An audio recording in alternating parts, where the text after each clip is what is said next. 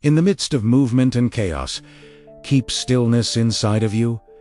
Deepak Chopra, you felt the tug, didn't you? A pull you can't name, like moonlight pressing gently on your chest. The last days have carried a low hum under everything, a sense that time is tightening and something wants to be born. You keep catching the sky with a corner of your eye and wondering why your breath suddenly deepens. This message meets you there. The transcript speaks of a narrowing window, a final supermoon of the year arriving 6 days from now, and a sequence already in motion since the 9/9 portal. It says, what changes in you now will echo for months, because the supermoon multiplies whatever is in your field. Not only the bright intentions, but also the quiet shadows you still carry.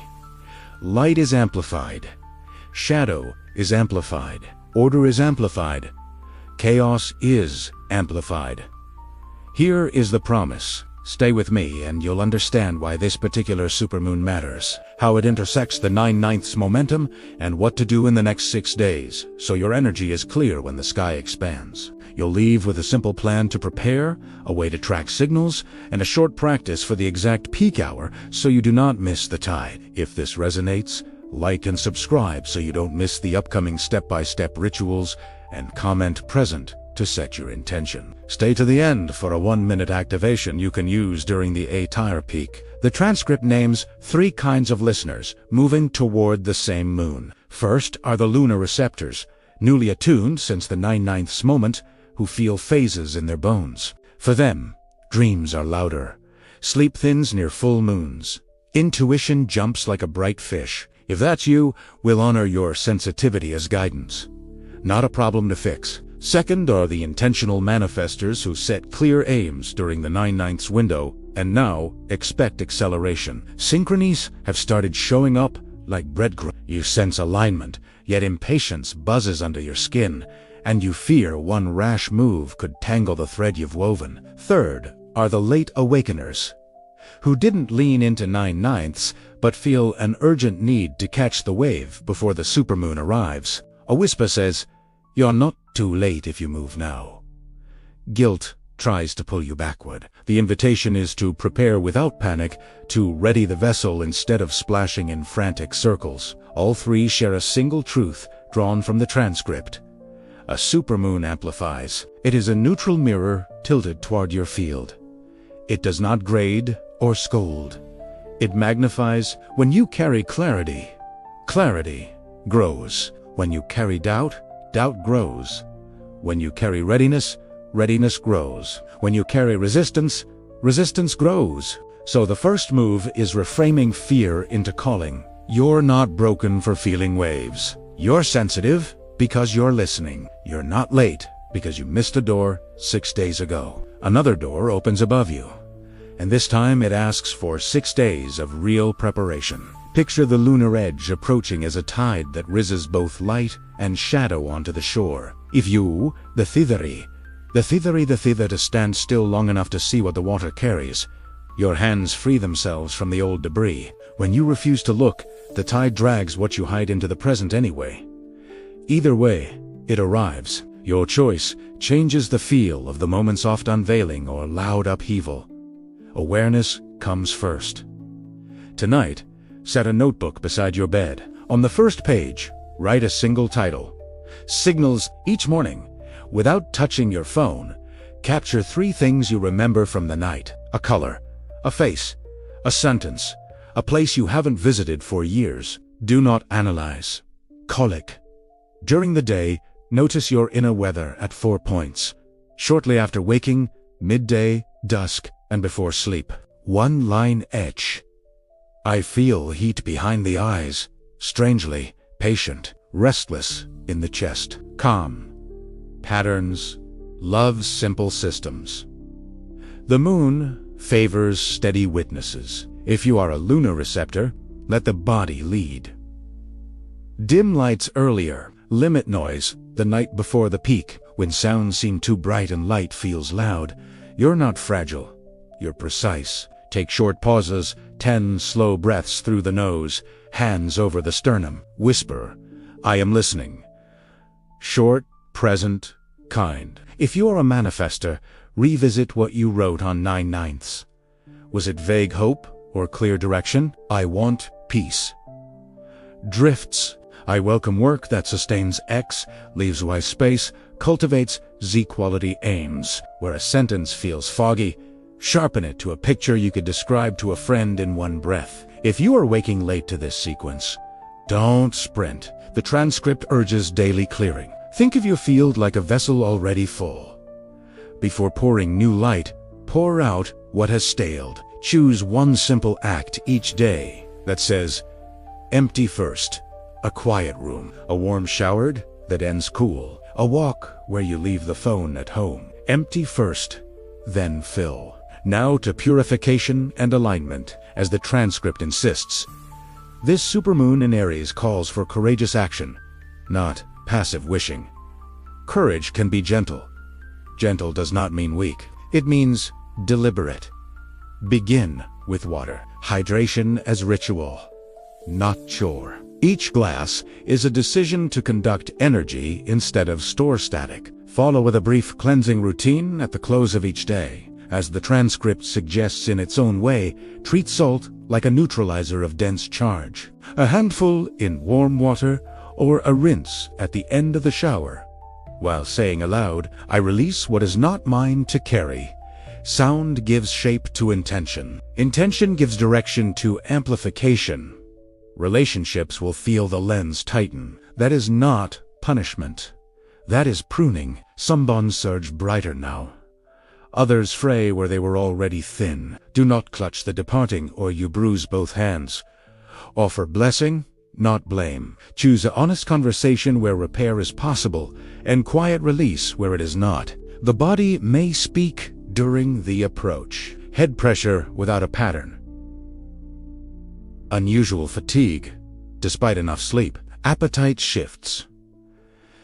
A flash of heat or brief chill. The transcript frames these as recalibration, an upgrade hum. Listen kindly and use discernment. Rest when rest is wise. Seek help if something clearly exceeds the moment. Honor sensitivity. Avoid alarm. Guard the threshold impulses.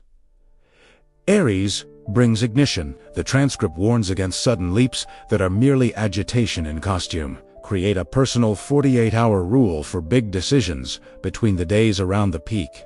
If the urge endures with calm clarity after 2 dawns, step. If it dissolves in quiet, thank it for passing. Mark tit time. The transcript is specific.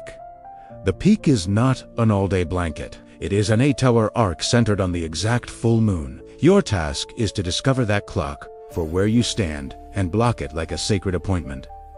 4 hours before, 4 after. Prepare what you need in advance, so the mind isn't fidgeting when the window opens. During that arc, keep your altar simple. 1 candle, 1 written intention, now clear and kind. 1 glass of water set as a mirror for your breath. Complexity scatters. Simplicity concentrates.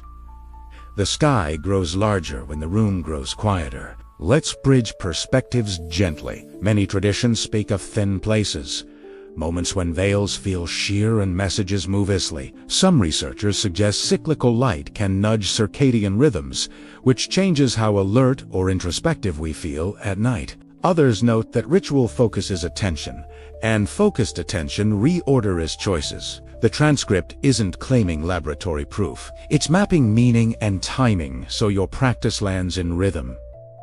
In that rhythm, dream work matters. The nights surrounding the peak often carry symbolic clarity. The transcript says the veil thins, and patterns arrive as images, warnings, confirmations.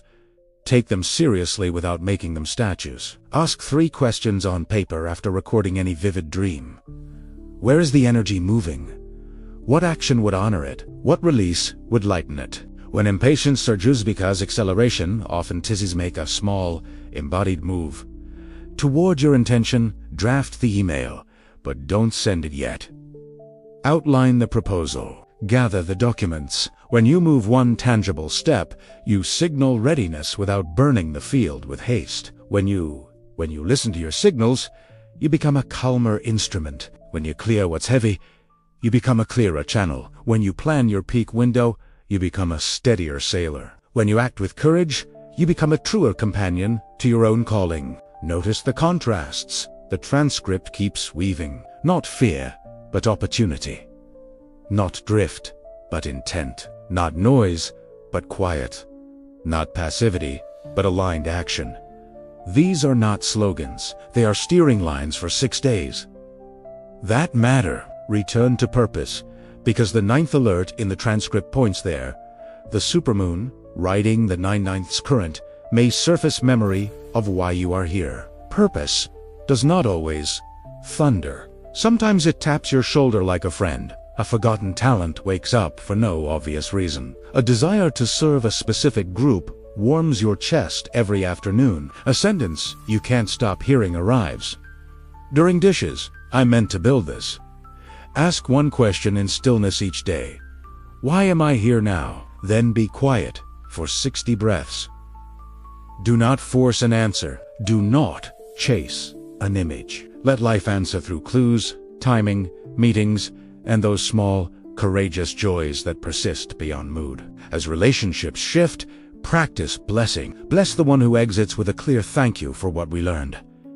Bless the one who stays with a clearer boundary and a warmer yes. Bless yourself for not pretending the tide is stone. The transcript names this as divine curation, not cruel subtraction. You may feel the sky itself brighter 30%. It says appearing larger to the eye by a familiar margin. Treat that as a living metaphor. Let brightness illuminate what you have hidden from yourself, not to shame, but to free. Let largeness expand your capacity, not to exhaust, but to receive. Hold the 8-hour arc like a musician holds a downbeat. In the last hour before, create stillness. In the first hour after, write 3 lines about what shifted. Not paragraphs, not essays, 3 lines. I felt warmth in the chest. I knew which call to make. I forgave the old story. Small lines shape large seasons. If you missed the 9/9 doorway, the transcript says this window is still generous. Do the daily clearing. Drink water with attention. Use salt to neutralize what is dense. Speak release with your own mouth. Invite your nervous system to safety with steady breath. Then, during the peak, ask for the one next right step, not for the entire map. If you set intentions on 9/9ths, the task now is refinement. Where your statement is wide, narrow it. Where it is narrow, soften it with kindness. I must force this by Friday tightens the fist. I am ready to receive and respond to aligned opportunity. Opens the hand. Open hands. Hold more. If you are highly sensitive, you are not at the mercy of waves. You learn the rhythm of your instrument. Lower light earlier. Quiet words earlier. Ask others for gentleness without apology. Wear ear protection, if sounds scrape. None of this makes you less spiritual. It makes you more skillful. Remember the warning about sudden impulses. Aries is fire that initiates, but wildfire wastes. Give your big urges to dawns to prove they are guidance. If a nudge is truly from the deep, it will still be here when the nervous air settles. If it is only agitation, it will evaporate like mist when the sun rises. Expect relationships to sort themselves, and if one bond collapses loudly, look for the truth it revealed and bless it from a safe distance. If another bond strengthens, invest presence there. Multiply mutuality. Release extraction. Honor reciprocity. Weaving science and symbol again, consider how focused ritual changes your perception of control. Some suggest that when you mark time sacredly, your decisions become less reactive and more coherent. Coherence reduces noise. Reduced noise increases discernment. Discernment guides action. Action shapes outcomes. The moon does not move your hand. It moves your attention. Your attention moves your hand. We circle back to synthesis. The cosmos moves in cycles.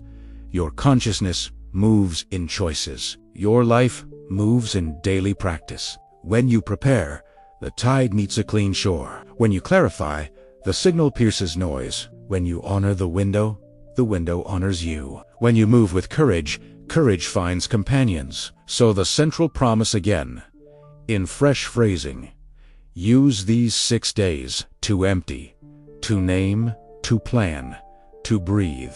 Use the 8-hour arc to focus, to receive, to step once. Use the weeks after to tend what sprouts.